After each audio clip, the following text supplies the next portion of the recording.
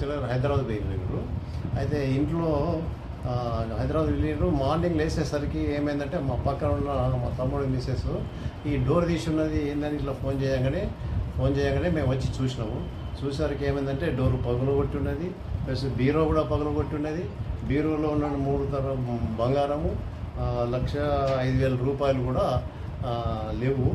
అయితే మరి ఇదే విషయాన్ని మేము పోలీసు వాళ్ళకు కంప్లైంట్ చెప్తే వాళ్ళు వచ్చి చూసిండ్రు.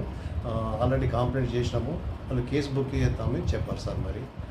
మరి విషయం అట్లట్టున్నది. మరి పక్కన కూడా అయిందని తెలిసింది. రేపు మరి మళ్ళీ పోయి కలుస్తాము.